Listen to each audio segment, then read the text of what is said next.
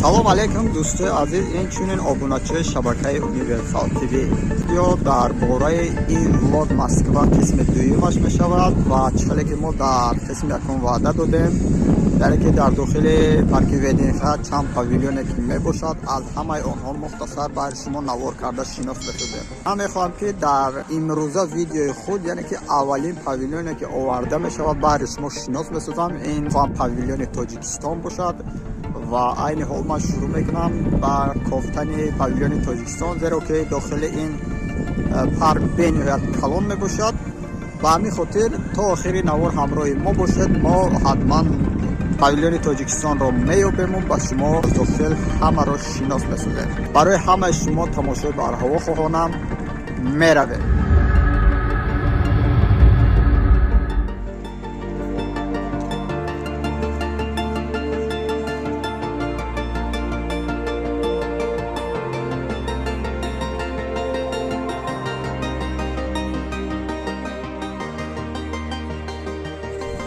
Здравствуйте, брат, можно вопрос? А где тут павильон Таджикистана, не знаете? Ну, вообще тут есть или нет? Ну, конечно, есть. Есть? А как найти? На карте даже? На карте Смотрели? в Яндексе напишу. Нет, тут смотрели уже. Все бывшие страны СНГ тут есть, а Таджикистан нет. Не могу понять, как это. Ну, может, дальше поехать? Нет, точно, я уже смотрел. Ну ладно, брат, спасибо. Женщина, здравствуйте, можно вопрос? А где тут находится павильон Таджикистана? Нет, уже полчаса уже ищем, нет. Таджикистан. Даже на карту посмотрели, нет. На карте нет? Да. Значит, нет. На карте. Как это? Это бывшие страны СССР? Все другие страны есть. Таджикистан нет, не знаю почему. Что, азиз, пули ним соат мешавад ки мо павильони Тоҷикистонро хофтаистем, ҳоло ҳам наёфтем. ва боварӣ дорам ки ман меёбамша ва ҳатман ба шумо навор мекунам, нишон метиҳем. Интизор бошед. Здравствуйте. Ищу павильон Таджикистан, не могу найти. Таджикистана его нет. Нету тут? А как это? Вот так, он стоял где? Сейчас на его месте строится атомная энергия. Нету, да, знаки? К сожалению. Ладно, спасибо. дӯстои азиз, мутаассифона мо павильони Тоҷикистонро ёфта натавонистем ва тасмим гирифтем ки баҳри шумо, яъне ки сакровиши Тутанхамона, яъне ки он дарёфтҳое ки аз Фиръавн Тутанхамон дарёфт гардида буд, он чизҳои таърихие ки 2000 сол қабл, яъне ки аз замони пайдоиши фиръавнҳо, замони таърихӣ, яъне ки мисри қадимро агар нигоҳ кунем, ҳамаи он бозёфтҳоро ҳамашро яъне ки ба шаҳри Москва ба Вединха овардам ба намоиш. Ба ҳамин хотир мо кӯшиш мекунем ки ҳар чиз зудтар онҷоро навор кунем ва баҳри шумо шинос созем.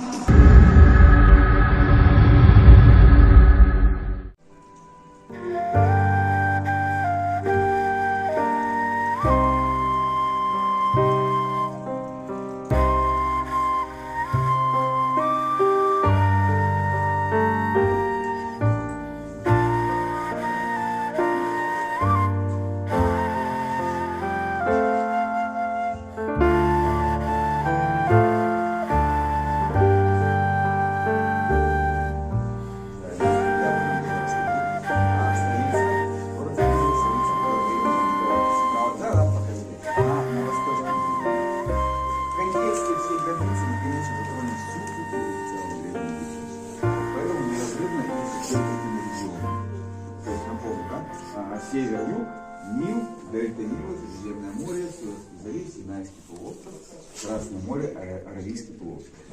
Мы рассмотрим все основные версии, все основные факты, которые более-менее так доказаны уже, о них поговорим, какие-то мифы коснемся, и рассмотрим основные экспонаты. Те, которых мы минуем, которые менее значимые будут нам. Карнарвон, говоря современным языком, это как спонсор, да, он материально обеспечил все поисковые работы. Вот считается, они вдвоем и обнаружили гробницу. Здесь различные предметы, которыми они могли пользоваться во время раскопок. Вы потом сможете вернуться посмотреть. Сейчас я отключу внимание вот туда, на экран коротких минутный ролик. Некоторые экспонаты, как они были найдены, мы их увидим там. Будет интересно даже сравнить. Он короткий, быстро текущий, поэтому обращайте внимание.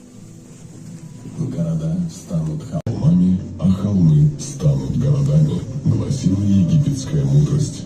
Но живет человек, пока помнит середине второго тысячелетия до нашей эры Египет представлял собой великую империю, которая простиралась от современного Судана на юге до Сирии на севере. Уже 12 веков стояли великие пирамиды. На троне Египта сменилось 18 династий.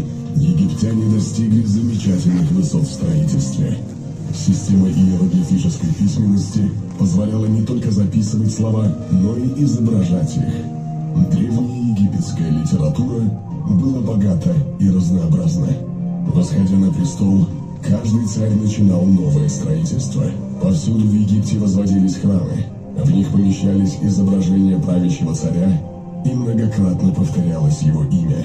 Статуи и запечатленные в камне имена должны были стать гарантией вечной памяти о царе среди живущих людей.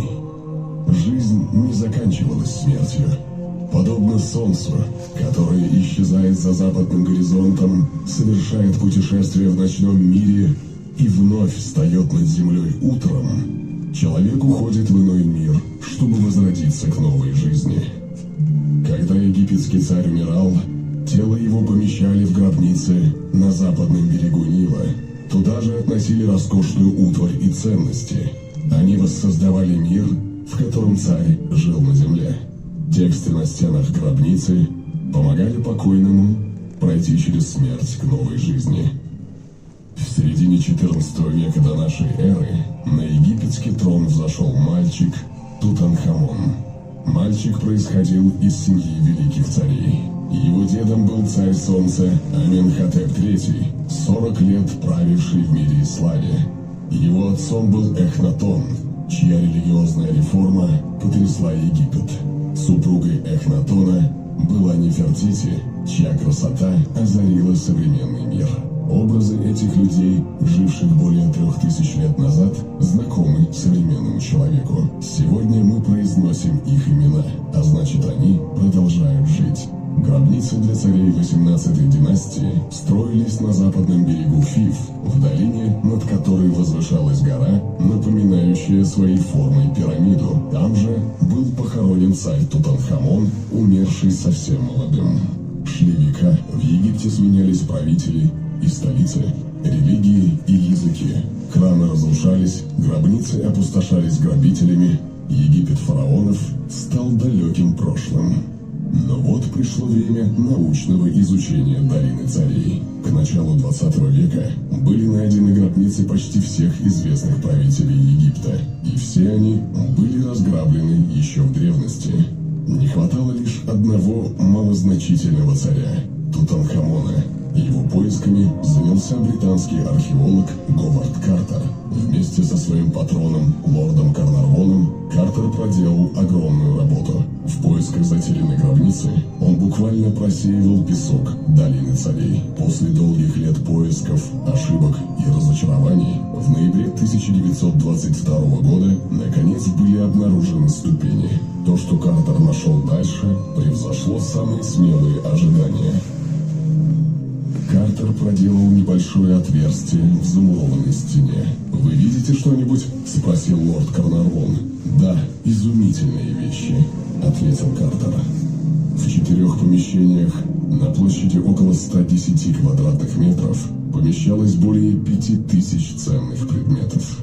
А в центре гробницы, в золотом гробу, уже 33 столетия спал сам Тутанхамон.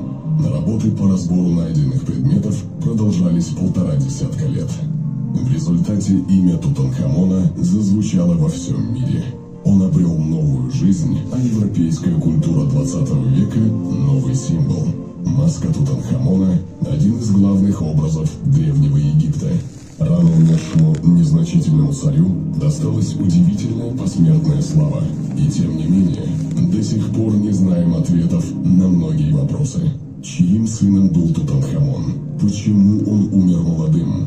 Почему его гробница такая маленькая, а предметов в ней так много?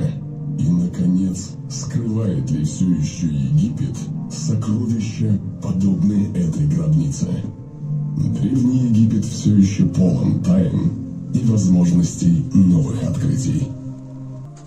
Итак, сейчас в этих многих тайнах мы с вами будем вместе разбираться. Прошу вас сюда. а была предназначена, есть версия, для него строили, считается, в Амарне гробницу, но доделать не успели. Он слишком скоропостижно рано скончался. А во сколько? 18 А я об этом расскажу. Мы сейчас дойдем, когда до его личности, я обо всем расскажу. Значит, все вопросы потом лучше. Да? Вот. А поместили его уже в то, что было. То есть считает, что эта гробница уже была изготовлена для какого-то другого вельможи, в частности, полагает, некой женщины. Так вот, почему, чем она так известна вообще? Она единственная, да, дошла до наших дней практически не разграбленной, хотя есть версии, что еще в древние времена все-таки дважды ее тоже расхищали. И какую-то часть сокровищ вынесли, но основное все осталось. Значит, в ноябре 22 года, или именно 4 ноября 1922 года была обнаружена первая ступень. Спустились вниз, расчистили коридор и вышли в первую погребальную камеру. Там колесницы, царские ложи, царский трон, различные предметы, сундуки и прочее. Далее вышли в кладовую.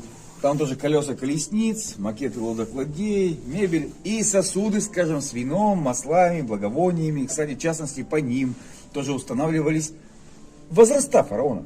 На них отмечали, допустим, такой-то год от рождения этого фараона.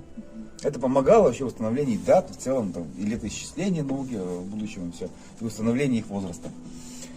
Также еще были обнаружены эти, так сказать, запасы провианта, в частности, зерно.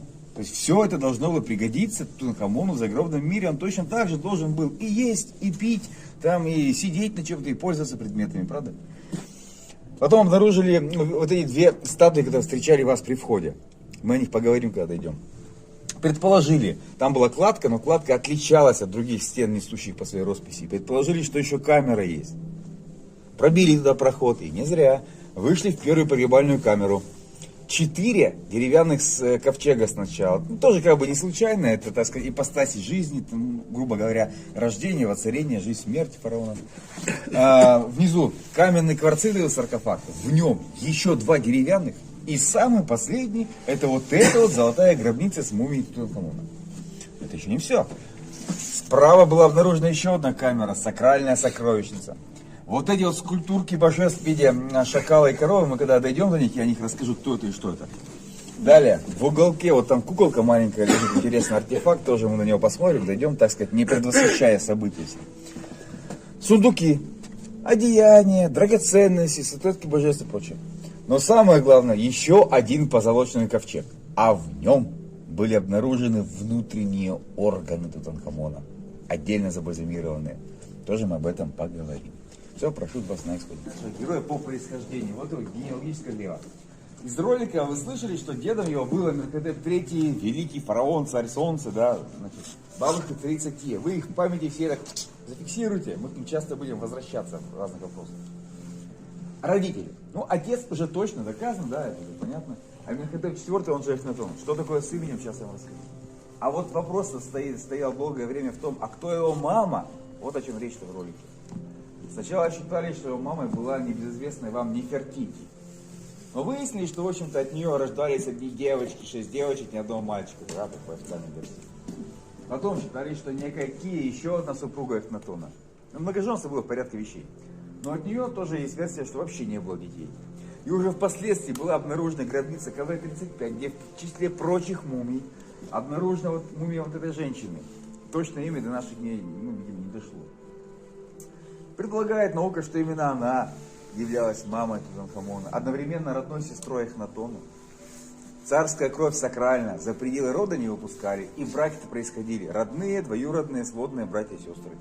Подобное есть во всей цивилизации, во всей истории человечества. Независимо от религии, национальности, везде так царские роды свою кровь хранили. Супруга Тутанхамона Анхсенаму одновременно ему сводная сестра. Но все это сыграло плохую службу с нашим героем, последним представителем, можно сказать, 18 династии. Символ царской власти. Да и фараоны не все носили. Этими бедными народами, как бы черный леопард, это ночь, вам ничего не напоминает яйцо коварев. Был очень болезненный, хилый, хворый. Не будем заострять внимание на это. Если вам интересно, какого же роста был Тутанхамон?